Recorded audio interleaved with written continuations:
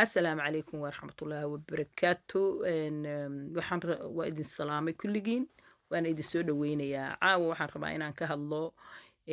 waxyaalo badan oo waalidiin badan ay runtii isoo weydiiyaan ama ay runtii ay dhahaan nagala tali ama seen yeelaa waxaa ka mid ah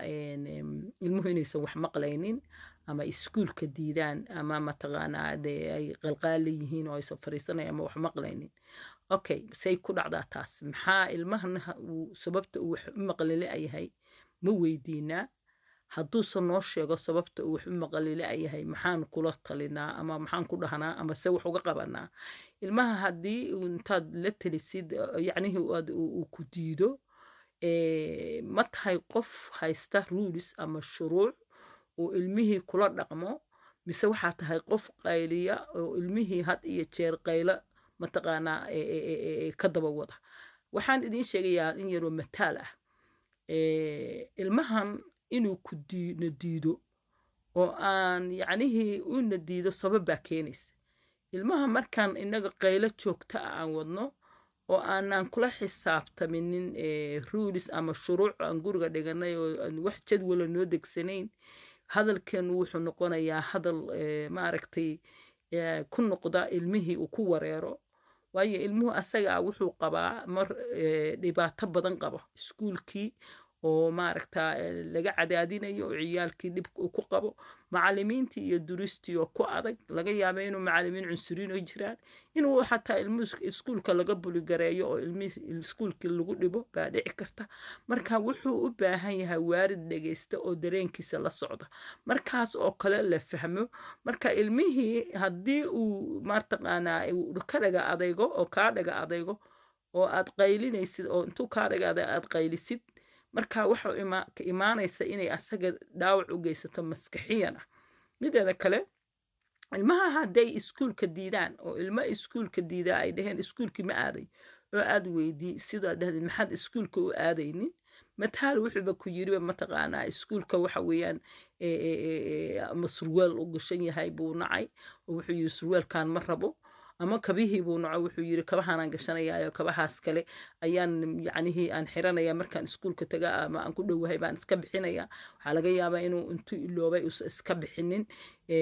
oo maaragtay uu ku dhaho kabahan way dhibayaan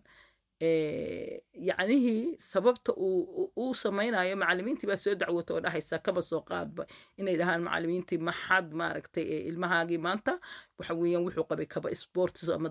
waxaasuu iskuulka la yimid oo kabihii caadiga iskuulka loogu talagalay ma ula imaanin wax saas oo kale ah oo laga yaababa inuusan boorsadii ka saarin markuu guriga ka baxay waay sababtaas maxay tahay adiga ma aad ka fikirtay ilmahan sababtu maxay tahay waalidiin badan waxaa laga yaabaa inaysan ka fakerin maxay tahay sababta ilmahan kabaha u diiday wuxuu ku yiri kabihii waa i dhibayaan maxay tahay adiga marka waxay ahayd inaad tallaabo qaadid oo aad ilmahaagii kabihii ka bedeshid ee aad kaba cusub kaba kale oo uu asaga ku socon karo oo u fiican aad u keentid mideeda kale ilmaha dhaqankooda haddaad aragtid ilmo oo dhaqankooda uu guracan yahay ama maxaan ku dhahaa dhaqan misbehave samaynaya misbehavekan iyo dhaqankan meel kale kalama imaanin wuxuu ka bartay guriga aad adigu joogtay hadduu qayliyo qayladii gurigu ka bartay hadduu wax dilkii gurigu ka bartay hadduu caytama caytankii gurigu ka bartay marka ilmuhu cirka kama soo dhicinin ilmuhu waxay u baahan yihiin dareenkooda in la dareemo oo markay cabanayaan cabashadooda la fahmo cabashadooda waa in wax laga qabtaa haddii kale waxa weeyaan ilmaha waxaa imaanaysa niyadda hadday cabtaan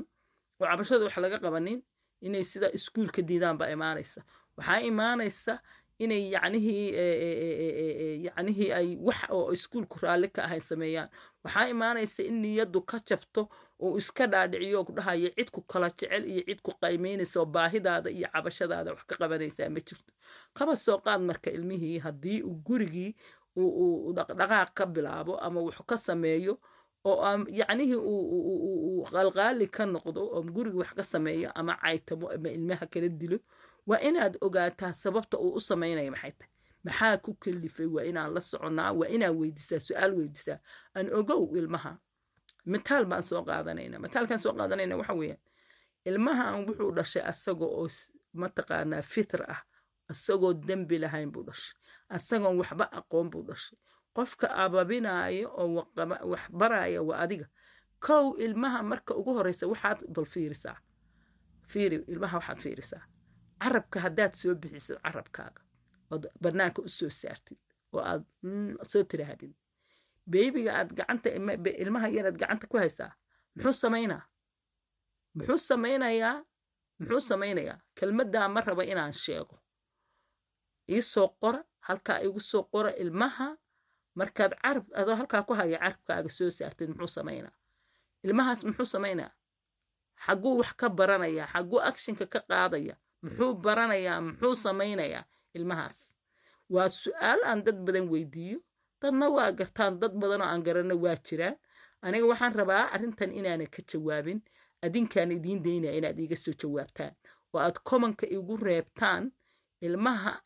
haddaad carabka soo saartid iyo haddii aad samaysid waxaas muxuu suubinaya